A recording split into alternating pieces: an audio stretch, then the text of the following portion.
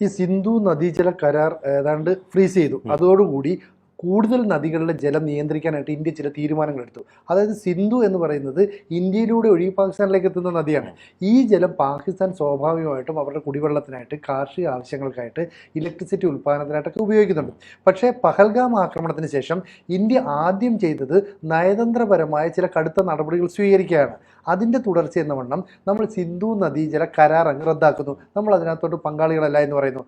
അന്ന് പാകിസ്ഥാനിലെ മന്ത്രിമാരടക്കം നമ്മളെ വെല്ലുവിളിച്ചു, ഞങ്ങൾക്ക് വെള്ളം തന്നില്ലെങ്കിൽ ഞങ്ങൾ അത് ഇന്ത്യക്കാരുടെ രക്തം ഈ സിന്ധുവിലൂടെ ഒഴുക്കും. വലിയ വെല്ലുവിളിയാണ്. മാത്രമല്ല, ഇന്ത്യ ഏതെങ്കിലും കാരണവശാൽ ഡാം നിർമ്മിക്കുകയോ മറ്റ് ജലവൈദ്യുത പദ്ധതിയുമായിട്ട് മുന്നോട്ട് പോവുകയോ ചെയ്താൽ ഇന്ത്യക്കെതിരെ ഒരു പൂർണ്ണ യുദ്ധം നടത്തും. അപ്പോൾ ശരിക്കും പറഞ്ഞാൽ നമ്മളെ വെല്ലുവിളിച്ച ആ വെല്ലുവിളി കൃത്യമായിട്ട് ഇന്ത്യ അങ്ങേറ്റെടുത്തു. ശരി, നിങ്ങൾ അങ്ങനെ വെല്ലുവിളിച്ചല്ലോ, ഞങ്ങൾ ഇനി 12 ഗിഗാവാട്ട് വൈദ്യുതി ഉൽപ്പാദിപ്പിക്കാൻ കഴിയുന്ന ഡാമുകൾ നിർമ്മിക്കാൻ തീരുമാനിച്ചു.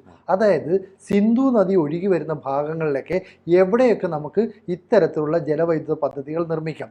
ഇതിനെക്കുറിച്ച് പഠിക്കാൻ വേണ്ടിയിട്ട് ഒരു കമ്മീഷനെ, അതുപോലെ തന്നെ 50ഓളം വിദഗ്ധരെ നമ്മൾ ജമ്മു കാശ്മീരിലേക്ക് അയച്ചു.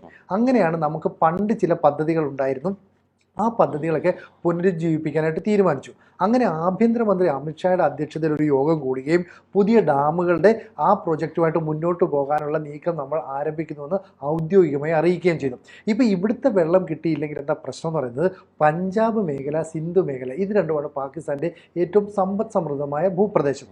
ഇവിടെ വെള്ളം ലഭിക്കാതെ കാർഷിക മേഖല അങ്ങ് വറ്റി വരണ്ടു പോകും. അതുപോലെ തന്നെ കുടിവെള്ളത്തിന് ബുദ്ധിമുട്ട് അനുഭവിക്കും. സ്വാഭാവികമായിട്ടും പാകിസ്ഥാനിലെ ഏറ്റവും വികസനം നടക്കുന്ന സമ്പദ് സമൃദ്ധിയുള്ള സ്ഥലം എന്ന് പറയുന്നത് പഞ്ചാബ്, സിന്ധ് മേഖലകളാണ് പാകിസ്ഥാൻ്റെ. ഇവിടേക്കാണ്, അല്ലെങ്കിൽ ഇവിടെ നിന്നാണ് പാകിസ്ഥാൻ്റെ ഭരണാധികാരികൾ ഉണ്ടായി വരുന്നത്, ആർമിയുടെ തലപ്പത്തേക്ക് ആളുകൾ എത്തുന്നത്. അപ്പം മറ്റു മേഖലകളിലെ പണമെല്ലാം തന്നെ ചൂഷണം ചെയ്ത് പഞ്ചാബിൻ്റെ വികസനത്തിന് വേണ്ടി ഉപയോഗിക്കുന്നു. പാകിസ്ഥാൻ്റെ മൊത്തം GDP എടുത്താൽ അതിൻ്റെ 30% ഉൽപ്പാദിപ്പിക്കുന്ന അല്ലെങ്കിൽ സംഭാവന ചെയ്യുന്നത് ഈ പഞ്ചാബാണ്. അവിടേക്ക് ഒഴുകുന്ന വെള്ളമാണ് നമ്മൾ തടഞ്ഞു നിർത്തുന്നത്.